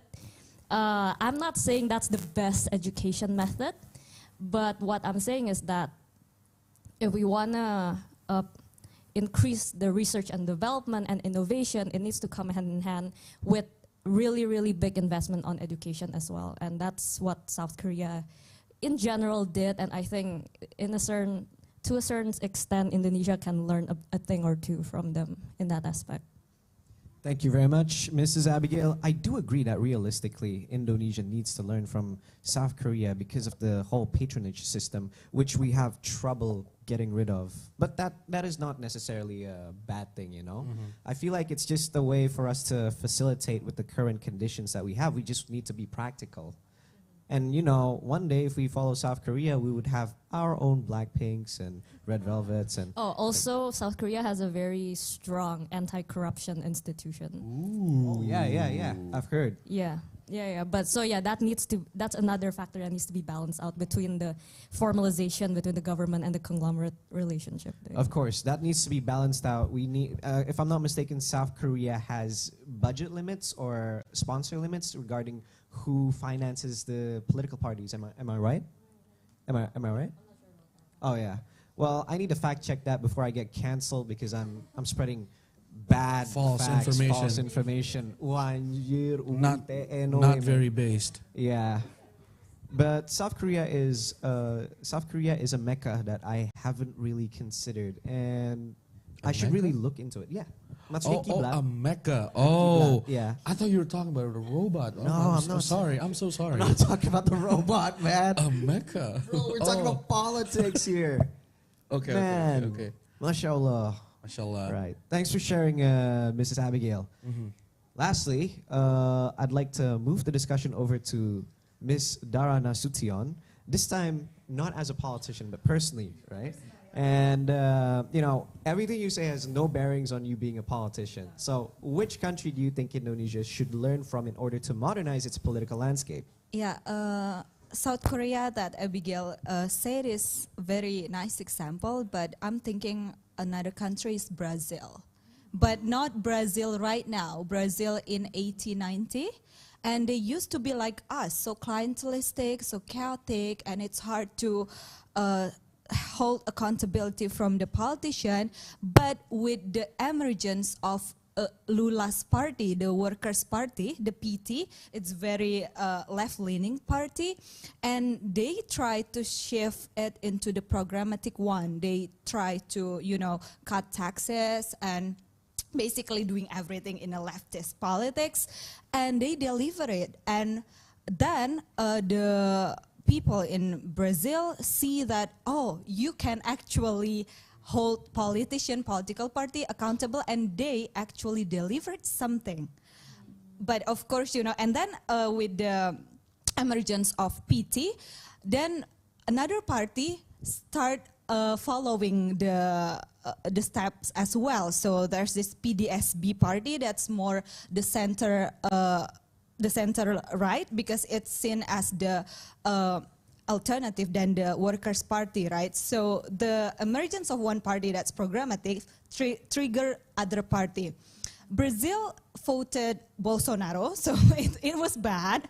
But with the strong ecosystem, they could vote out Bolsonaro, and now Lula is in the chart as well again, right? So I think if we're talking about a country that's more or less similar with where we are now, it's not like I like the the aspiration to go with US or other developing countries, but they're up there. We need to boost our GDP per capita for like several times to be there. But I think South Korea and also Brazil are a nice example of where things are kind of similar, and maybe we can start look up to them as well. That's a very interesting take. Thank you very much, Ms. Dara Nasution.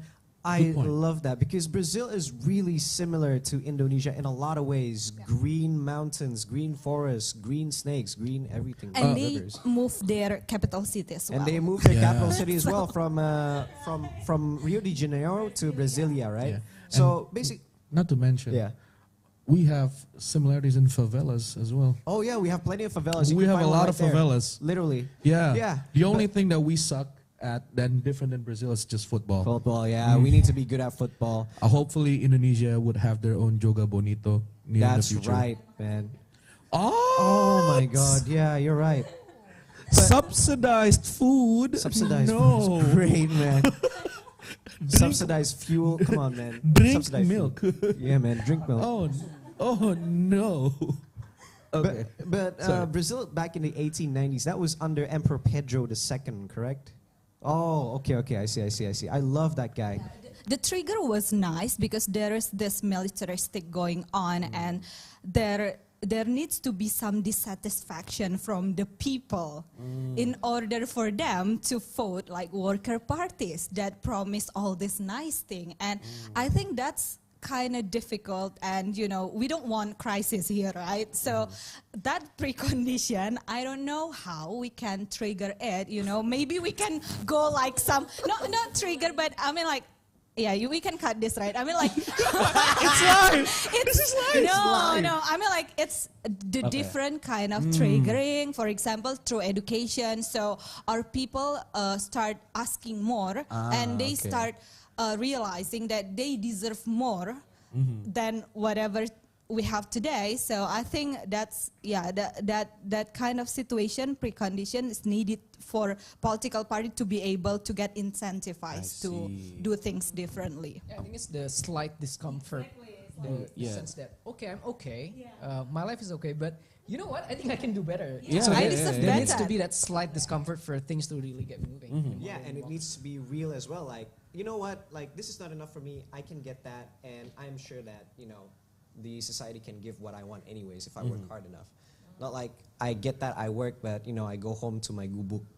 So yeah, pretty much. So similarities in conditions, similarities in historical context, social mobility, and also good governance and economy. We've got everything today. So apparently no disagreements.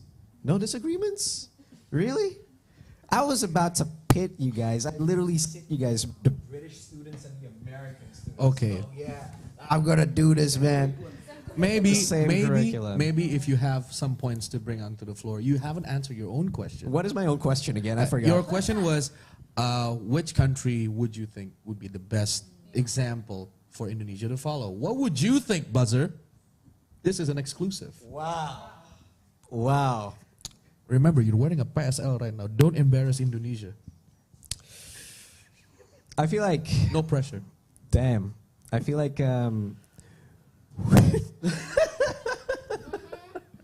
Yeah. Don't judge me. Okay, man. Don't judge me, okay. I feel like Indonesia needs to separate exactly the head of state and head of government. Because the head of state is in no condition to do petty politics, like who gets to hold the government, who gets this seat, who gets that seat. They're only supposed to represent the state, and like when there's a diplomatic mission, they should just go away from the state and go to another state and represent the state there, right? Leave the governing to somebody else, right? The head of state should be somebody that protects the sanctity, the constitution, and drives and the ability to merge exactly the confidence of the people. So yeah, I would say in this sense, any country with a parliamentary democracy, that would be Germany, that would be the UK, that would be Malaysia. Yes, Malaysia, truly Asia. Rahmat Bagya. You're wearing a PSL right now. Oh yeah, sorry. Indonesia, tanah airku. Okay, anyways, so yeah. Team, how many minutes do we have? Because we haven't 5. gotten into the question. Are we allowed to do another like 15 minutes? Boleh nggak sih kita 15 menit lagi? Boleh. Okay. All right, There's extra a- 15 minutes. I feel like there's a few questions. I am holding you guys hostage until we get questions, right? Okay, so anyways, Aduh. this isn't a democracy. Emang. Anyways, boleh lihat pertanyaan nggak? Ada pertanyaan? Are there questions? Enaknya jam segini gulingin pemerintah sih. Penikmat. Up the money. Is there any more questions? Ada pertanyaan lain-lain nggak? 90, yeah, 98 enjoyer. Why that user? He really enjoys the regime, huh? Chance. You can look there. And I'm not. All right. I can't. Is there any chance that religion might be the problem here? Yo, How many- the name. This is a question for Hey, yo, Indah. it's Oh my god. all right. So let me read the question. Let's do that. Let Let's me do read the second question. Read the Yeah, question. all right. Pertanyaan kedua. Steady. Number two. The second question, please. Should good corporate governance? Yeah, All right. this one. A question by @Sukmadika. Is there any chance that religion might be the problem hindering modernization of politics? Ooh, is it? We give the floor over to Miss Indah G. Oh, of course. I know y'all brought me here to pray for my downfall. Merendah untuk meroket. Oh no, she moved. This is Indah Show now. Come on. Is there any chance the government's watching this? No. It's a question. I'm literally the government, by the way. I mean, it's a serious question by @Sukmadika. Seriously, is there any chance that religion might be the problem hindering modernization? Well, is it? Man, is there any chance that religion might be the problem hindering modernization of politics? The question's not gonna change. I no know, matter how I'm many times thinking, you Miss read it. Girl, I'm thinking here. The problem. You were talking about this yesterday with Joey. Literally, Yeah. literally, this is like fresh off of like me taping. Uh-oh. I don't think this. Is there any chance that religion might be the problem hindering? To a certain extent, I think to a certain extent, I'm inclined to say yes. To a certain extent, but we have to expand on that. So the extent that I'm referring to is not, I do not take issue with how religion is venerated here in this country, and that it is an important part of our identity as being Indonesia. And I think actually you and I, we were just talking about this, right? Because you asked me, what, you chickening out now? Oh, Oh, what, you chickening out now? Go ahead. Because you asked me whether I thought that the implementation, that was the word you used, right? The incorporation of religion as part of Eastern, I think you said Eastern values, is problematic. And I answered, it's not the fact that it is incorporated, it's fine for it to be a part of it. Benedict Cumberbatch, please, Mr. Wafa, take this floor. No, I don't think it's a problem. So right now, one of the most modern democracies in the world, the US, is very religion-based. The vast majority of the US presidents come from the same church. Just look up history. There's this one single denomination of Christianity that contributes the vast majority of US presidents today. And there's this term, they call it the WASPs, White Anglo-Saxon Protestants, which basically dominate American politics. But no one can argue about how modern the American democracy is. So I don't think it's a problem for modernization. Religion could be a problem for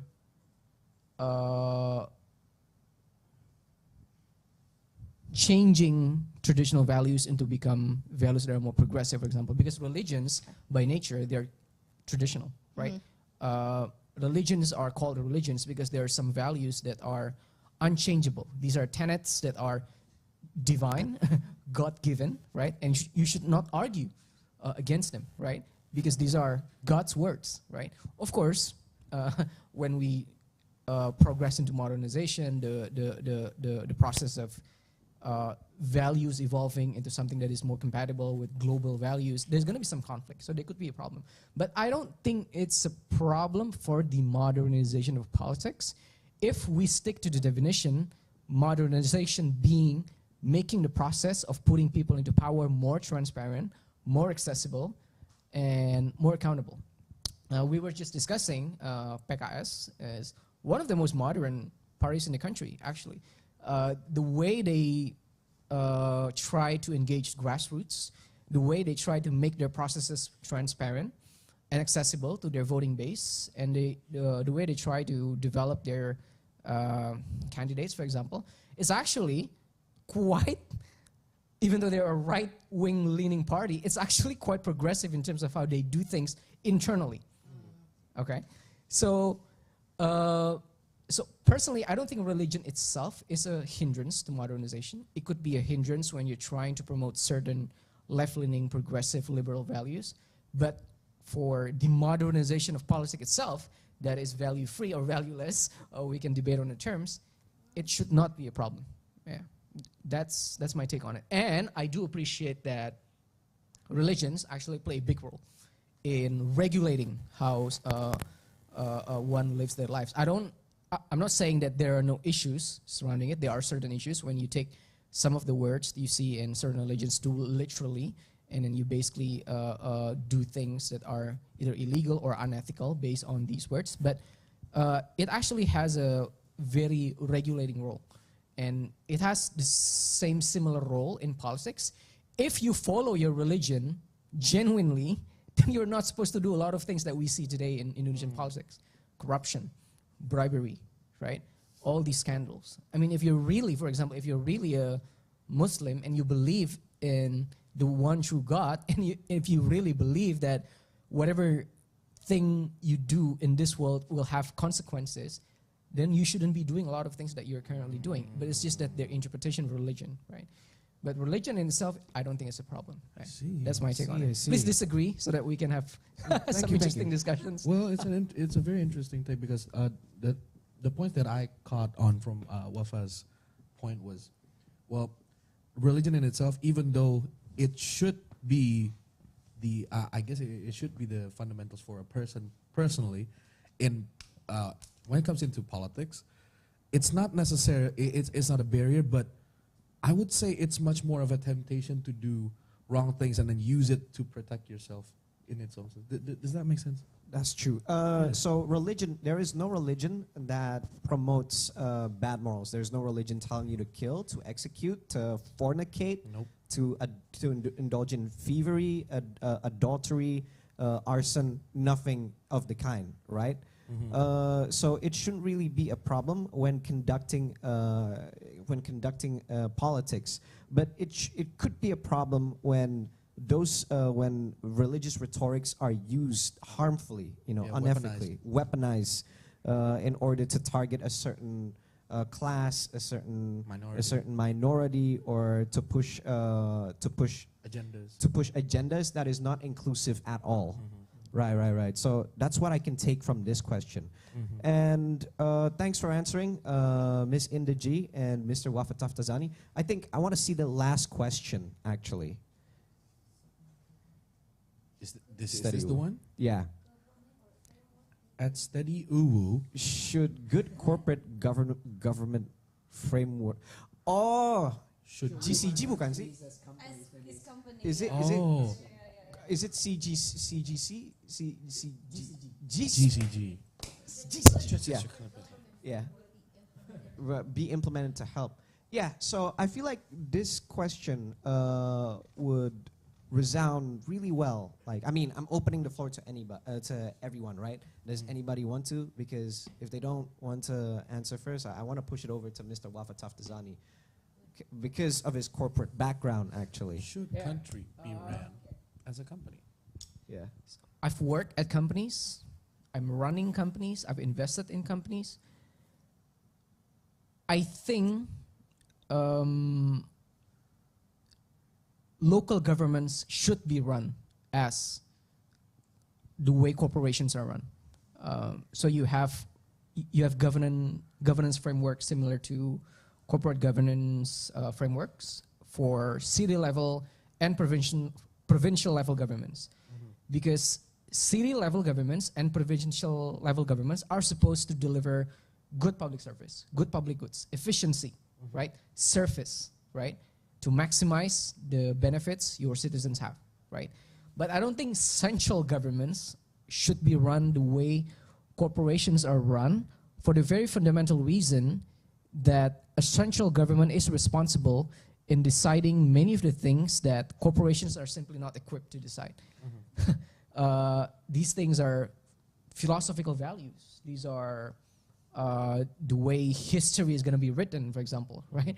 The way a lot of issues surrounding things like religion, for example, gender, etc., are decided at the state level, at the central government level. I think it should be implemented at the city level, provincial level, regional level, but a central government should have a role beyond obvious things like foreign affairs or defense, which are centralized. But a central government is also responsible in determining whether, hey, what about our constitution? Should there be amendments? Is the constitution that was written in 1945 still serves us to the best of its ability, or there should be some amendments? There have been a few amendments, right, in our constitutions. Should there be future amendments, or do we have enough, for example? These things are not, good corporate governance framework are not going to help these things. These are very philosophical. This comes from the mind. And a lot of these things are, whether you like it or not, are not data-driven. These are decided by intuition. These are decided by the personal values and personal circumstances of a person. Corporate, I guess if you're a small country, for example, with nominal like Singapore or Hong Kong, they are literally run like companies. Yeah. So the head of government in Hong Kong is called the chief executive, which is literally the CEO of Hong Kong, right? So they're basically run like a company. And I guess Singapore does it as well. Why? Because the very highest priority of the Singapore government is to deliver good public service to its citizens, right? The way city governments in Indonesia do, right? Yeah, which they should be. But for national government, it's not going to be enough. Yeah. That's my thing. I see. Thank you for sharing. Okay. Thank you for sharing about this, about your take on this question. For those who don't understand what good corporate government is, good corporate governance is, it's basically when government is conducted on corporate responsibility. There is apa ya? Instead of looking towards leadership, they look towards their own responsibility. Have they fulfilled their own responsibilities? Are they accountable to their own actions? Basically, a lot of inward reflecting in that. Would anyone wanna? But yeah, I feel like Mr. Wafa Taftazani's answer really Encapsulates. really answers the ideas of the ideal way of how Indonesian government should operate down to the city level, right? In that, kayak federalis nggak sih? Enggak ya? Kan ya, enggak ya? Not Enggak. exactly. Yeah, I think if you, so for example, in a corporation, Yeah. you have the shareholders, Yeah. and then you have the management team, Yeah, right? And then you have the employees. To me, if you compare it to a state, for example, the shareholders feel a bit like the legislative branch to me, Yeah, and the betul, executive branch is basically the management team, Yeah. right? Yeah. But federalism, a federal state, we used to be a federal state Yeah. back in the 50s, right? The United States of Indonesia, we were the USI, not God bless USA. Indonesia. Yeah. But basically, federal, it's a division of responsibility. So there are things that you are responsible at your state level, and then there are things that you relegate to federal level. But companies are not run that way.